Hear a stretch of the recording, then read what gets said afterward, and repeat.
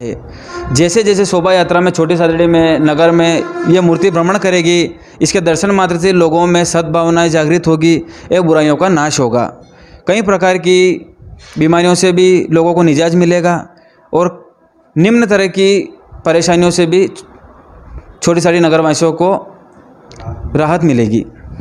पंडित जी, बात आती है नगर भ्रमण की। हर साल शोभा यात्रा में अलग अलग स्वरूप को शामिल करते हैं। जब नगर में ये भ्रमण होगा और श्रद्धालुओं के प्रति जब आस्था जुड़ेगी तो उसको आप धार्मिक दृष्टि से कैसे सोचते हैं? भगवान भोलेनाथ का काल भैरव रुद्र अवतार की महिमा निम्न प्रकार से शोभनीय है और भगवान भोलेनाथ सविख्यात है, आदि है, अंत है और अनंत हैं। भगवान भोलेनाथ की जितना बखान किया जाए उतना कम है। और भगवान भोलेनाथ के 11 रुद्र अवतार इस संसार में बुराइयों का नाश करने के लिए हुए हैं और जिनमें से निम्न रुद्र अवतारों में से 11 में से एक काल भैरव रुद्र अवतार है, जिसका इस संसार में प्रकट होना भी बुराइयों का नाश करने के लिए हुआ था। और जिस प्रकार देखा जाए शोभा यात्रा में छोटी सादड़ी में जब इस मूर्ति का भ्रमण किया जाएगा और श्रद्धालुओं को इस मूर्ति का दर्शन लाभ होगा तो श्रद्धालुओं में सद्भावना, प्रेम, कई प्रकार की प्रवृत्तियों का आह्वान होगा और बुराइयों का नाश होगा। इस प्रकार से छोटी सादड़ी नगरवासियों के लिए ये बहुत ही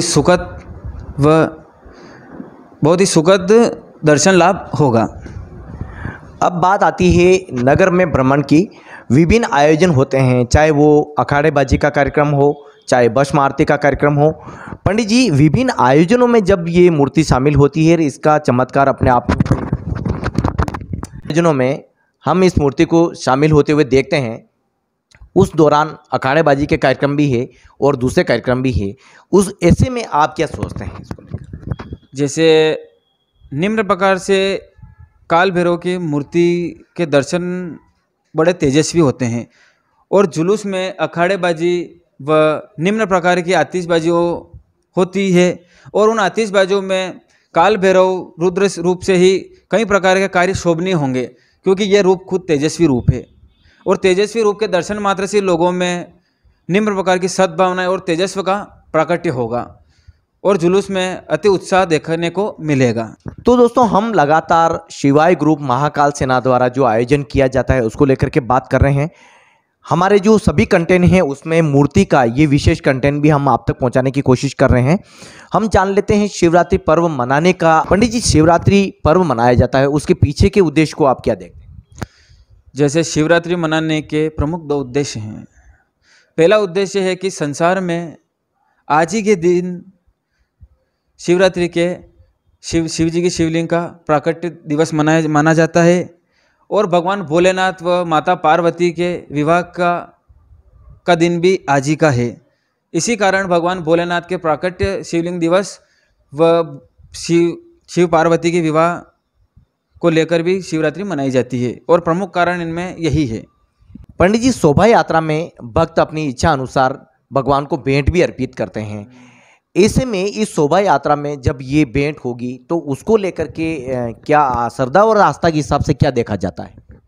जैसे श्रद्धा और आस्था के हिसाब से भगवान भोलेनाथ को शिवरात्रि के दिन बेलपत्रों व आंकड़ों व धतुरों से सजाया जाता है और निम्न प्रकार से इनकी सेवा पूजा की जाती है।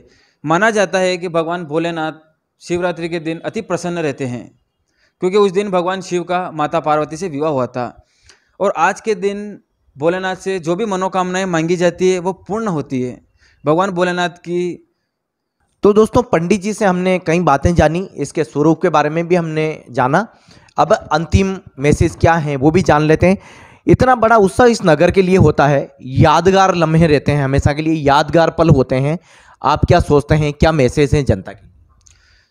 मेरा छोटी सादड़ी नगरवासियों से यही कहना है कि भगवान शिव की शिवरात्रि पर्व पर निकाली गई शोभा यात्रा में शामिल होकर भगवान श्री काल भैरव के दर्शन लाभ लेवें और अपनी मनोकामनाएं पूर्ण करें।